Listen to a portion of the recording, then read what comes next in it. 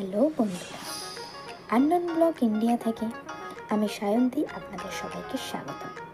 আজ আমাদের গ্রামের একটি ছোট্ট মেলার আয়োজন করা হয়েছে। তো মেলায় যেতে যেতেই দেখলাম কি সুন্দর জিলাপি ভাজছে। তো এটা ক্যামেরা বন্দি করার সঙ্গে সঙ্গে মনে হলো আপনাদের সঙ্গে শেয়ার করলেও ভালো হয়, তো সেই জন্যই আপনাদের সঙ্গে শেয়ার করছি। দেখতে থাকুন ভিডিওটা।